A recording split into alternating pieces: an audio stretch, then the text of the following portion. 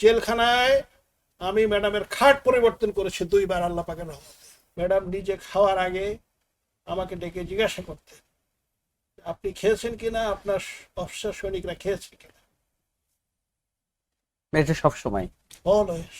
কোর্টে এত দুশ্চিন্তা, ম্যাডাম দেখতেছি কোর্টের প্রতিটি শব্দ। আমরা তো মিলিটারি অফিসার, আমরা ম্যানুয়াল অফ বাংলাদেশ আর্মি ল বা মিলিটারি ল আমরা পড়ি, আমরা জানি আইনের পারপাস।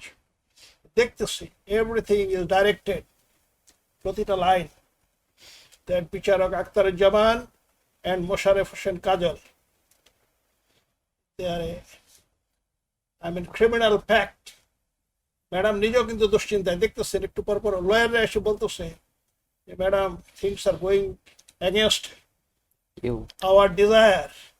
সেইখানে ওই দুশ্চিন্তার মতো ম্যাডাম খোঁজ নিতেন যে আপনারা সবাই ঠিকঠাক আছেন কিনা।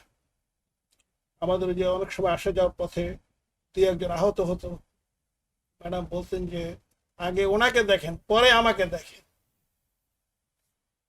অথচ তার নিরাপত্তাটাই বেশি জোর দেওয়ার কথা আপনার। সেটাই ছিল সবচেয়ে বেশি।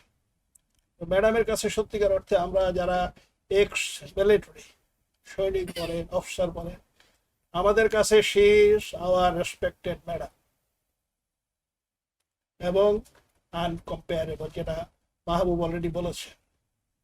আল্লাহ পাক ওনাকে অতিরিক্ত ইন এক্সেস হিউম্যান কোয়ালিটি দিয়েছে এবং পলিটিক্যাল অনেকগুলো কর্মকাণ্ডে আমি দেখেছি how she very coolly she handle. এবং একবার যেটা বলছেন তো বলছেন, that stands by hook or crook, এটাকে চেঞ্জ করার ক্ষমতার কারণে। কিন্তু এটা বলার আগে অনেকবার চিন্তা করতেন। I said that she was very cool to decide and speak, but যখনই তিনি বলছেন she meant it and that was an order, like military order. তো ম্যাডামের সঙ্গে আমাদের অনেক স্মৃতি।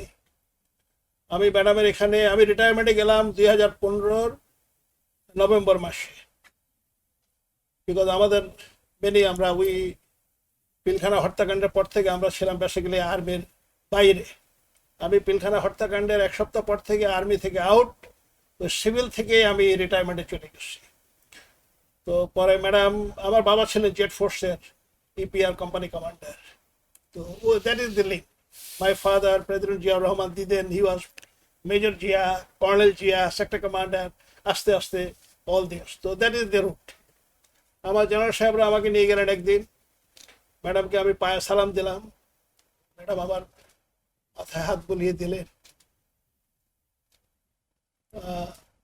আমি শুধু বললাম, ম্যাডাম আমি son of jet force. Madam হেসে দিলেন। ম্যাডাম বললেন কবে থেকে জয়েন করবেন।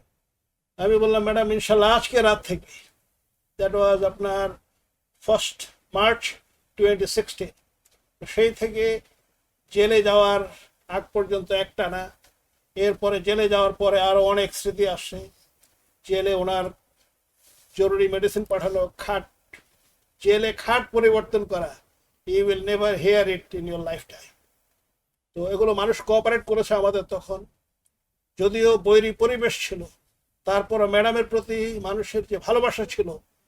জেলখানায় আমি ম্যাডামের খাট পরিবর্তন করেছি 2 বার আল্লাহ পাকের রহমতে। And it was only possible যেখানে ডিজিএফআই, এনএসআই এবং পুলিশের স্পেশাল ব্রাঞ্চের 3 জন 24 আওয়ার্স অন ডিউটি, সেখানে পিপল কোঅপারেটেড এবং মিড নাইটে চুপচাপ খাট ঢুকিয়েছে। কারণ জেলখানার খাট, ওখানে ম্যাডাম ঘুমাতে পারতেছিলেন না। তার মানে এটা সম্ভব হয়েছে শুধুমাত্র because Because of of people's Begum love. Khaleda Zia. Because of people's love.